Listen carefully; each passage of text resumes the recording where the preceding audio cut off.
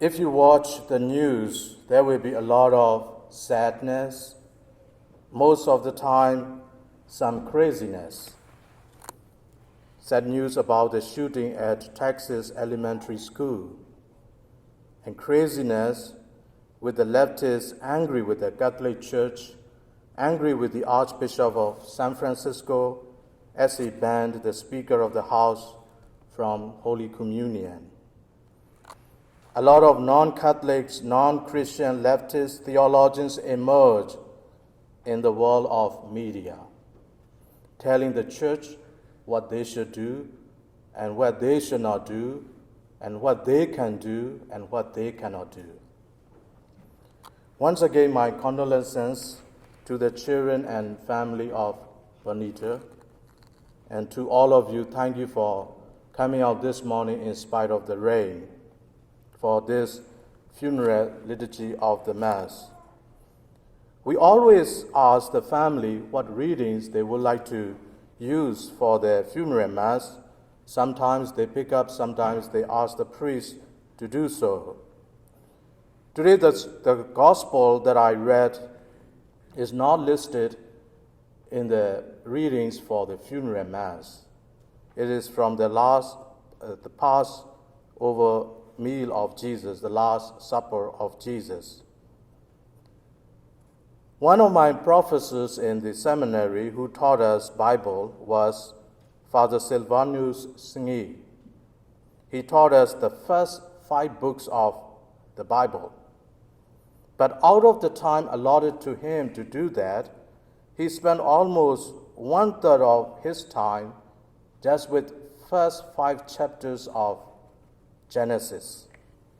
And he told us that if you understand the first 5 chapters of the Bible, you will not have problem understanding the rest, and you will not have problem understanding the teaching of the church and the faith of the church. He always said, mothers who raise more than 5 children will go to heaven. And he said, it is not the Catholic Church teaching, it is my teaching. We all know about the 10 Commandments, but only a few understand that there is one commandment prior to the 10 Commandments God gave to humanity. Do you know what that commandment is? Be fruitful and multiply. Genesis chapter 1, verse 28. It is not a suggestion. It is a command, imperative. Bernita and Joe had fulfilled that commandment of God by raising 9 children. It is not an easy path to raise a family, particularly when it is a large family. Jesus said, let what you say be simply yes or no. Anything more than this comes from evil. Matthew chapter 5, verse 37. Bernita was a mother and running the farming business with a husband, and at the same time having 9 children.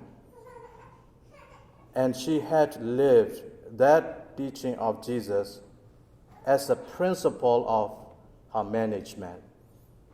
Yes means yes, no means no. And people would look at her and may think that she's a tough lady. You cannot negotiate much with her. It is tough because you have to make decisions and you cannot say now yes and later on no and again no. What I mean is yes. Especially when life is busy and need to move on. The farmers, the gardeners, the artists are co-workers of God the Creator. And I myself, being an artist, I say this always with pride. No one more than these, the farmers, gardeners, and artists, understand the beauty of God. They are always in love with that beauty of the creation, and they want to be part of that creation when they decorate their gardens, when they plant their flowers, when they do their crops, and when they make their music, when they paint their paintings. They fall in love with beauty, and beauty, good, and truth come from God. God is the source of beauty. God is the source of truth. God is the source of goodness. Most importantly, Bernita lived her faith, kept her faith till the end, and fought the good fight like St. Paul. And Jesus said, "This is my body. Take it and eat of it." As good Catholic, she have lived on the bread of life. And being a Catholic, we have to believe every time we hear that during Mass, "This is my body. Take it and eat."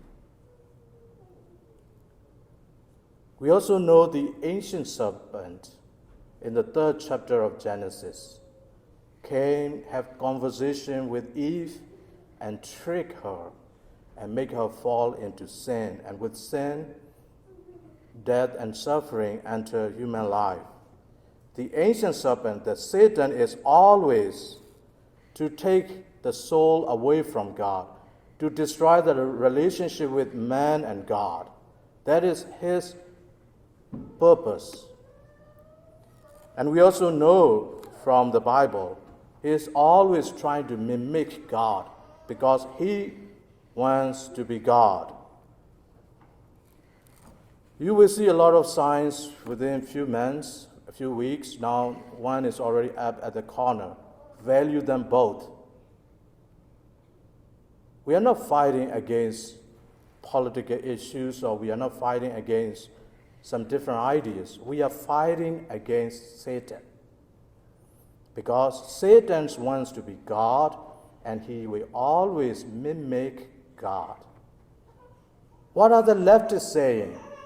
"This is my body." Do you think that it just happened? No, Satan is behind that to tell these women and men who are pro-abortion, "Say it. This is my body. Say it. Make it loud and make people understand this is my body." Mimicking Jesus at the Last Supper. When Jesus said, "This is my body," now they said, "This is my body." And thus we are fighting against Satan. And Bernita and Joe have proved that.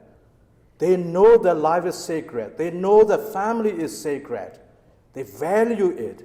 To have 9 children, they have surrendered God's will in their life, welcoming these 9 children and providing the need. But think of the spiritual battle we are constantly in. So I always say this every time I'm preaching at the funeral: you have to take something from the one whom we honor. We are not perfect. We have sins. We have problems. We have failures. We have fights. We have disagreement. We misunderstand each other. But there is always something we can imitate. And today I am imitating that. The sacredness of life. The sacrifice, because a family who understood that sacredness would do every challenge, hard work, sending them for education, supporting in their young life. And all these come from strong faith. Without having faith, life can be really challenging, and sometimes to the point like we want to drop that life. But with faith, like St. Paul, I have fought a good fight. After suffering with illness, she proved that she has fought a good fight. And I went out to bless, and I explained to the family members just before she died, gave the apostolic pardon, which is reserved to the moment of death. If somebody doesn't die after receiving that, automatically it is taken away. The apostolic pardon is the pardon from Pope with his authority as the vicar of Christ to forgive all the sins and for the cancellation of temporal punishment, which is the purgatory. She received that before she died. And that is how God proves somebody's life, providing this. Sometimes you don't have that chance because the priest is not available, or the priest come late, or forgot to tell the priest, or the priest may forget to do that. But some people like Bernita are privileged to have that. So today let us renew our faith and our love whenever we hear the word of Jesus at the Eucharist. This is my body. And St. Paul said it very clearly. Our body is the temple of the Holy Spirit. It is not your own, he said. And thus she have understood that her body was the sacred temple where she welcomed the children of God and lived and proved that she has fought the good fight.